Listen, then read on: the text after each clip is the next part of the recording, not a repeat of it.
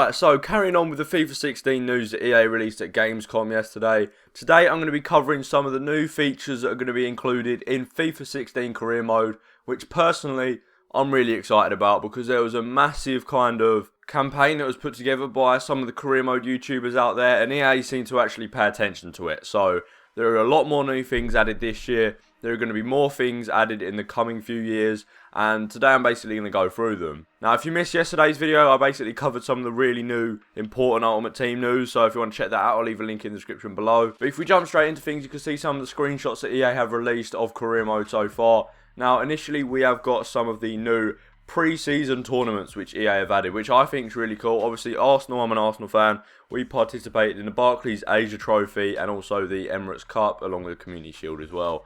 But that's not really a tournament.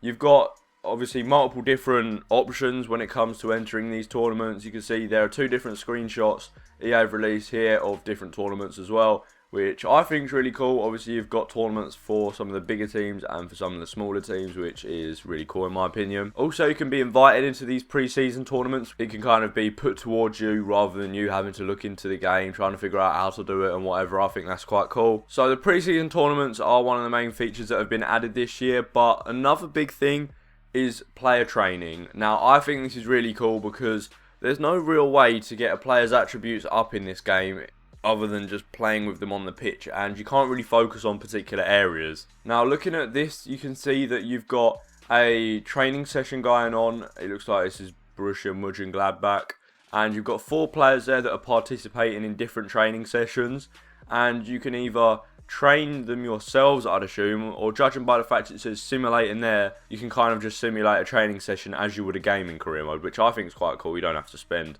loads of time doing it yourself, but that way you can focus on particular attributes. You can see that under the player names, it's got different attributes, which I'd assume is what the training session is working on. And we've also got another screenshot, particularly at Oscar, and you can see that it's kind of got different drills that you can do. Some of them at the moment showing are suggested, and then you've got ones that focus on dribbling, defending, passing, shooting and set pieces, which I think is really good. And in the bottom right you can see it has different statistics, and it also has bars which suggest the potential growth that you could get by doing these training sessions. And also you can get the approximate value of a player in the top right, and there's a plus percentage little logo thing next to it, so maybe by doing training sessions you can make someone more valuable by increasing their attributes. And at the end of the training session you can see we've got a screenshot here, in particular Jordan Henderson, who has clearly been working on his through balls, and you can see that you can retry drills. Obviously you can train multiple players, and it's kind of like skill games. It looks like you get a score which you have to aim for, and then you basically get graded on that kind of performance, and that'll affect what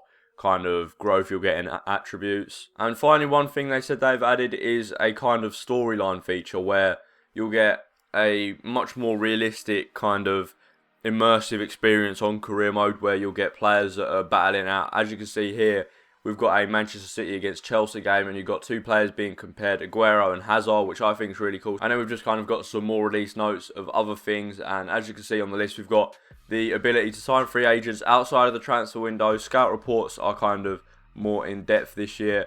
Also, transfer budgets are more realistic to the kind of club you're using, and the best thing about that is that the transfer budget that you've got from one season, part of that will be carried over to the next season, which, oh, it's so good. Literally, you can end a season with 40 million and the next year you'll get like 15. It's so frustrating. Also, there's a change in loans. When you do a short loan, it won't just be a 3-month long loan. It'll go up to 6 months now. And also, there is an option to put someone on a 2-year loan or sign someone on a 2-year loan. During friendlies, you're allowed to have an unlimited amount of substitutions, which is a lot more realistic. And also, some of the transfers that are going on in the game are a lot more realistic as well, which is hopefully means there's going to be no more Thiago Silva to Manchester City and the same transfers constantly happening every single career mode. And also the player values will be a bit more realistic, hopefully. So if you've enjoyed this career mode, leave a like on the video. If you're looking forward to FIFA 16 career mode, make sure you smash a like. Leave a comment of what you thought of the news that I brought to you guys today. Subscribe for more upcoming FIFA 16 news. And other than that, thank you very much for watching, and I'll see you all in my next video. Cheers.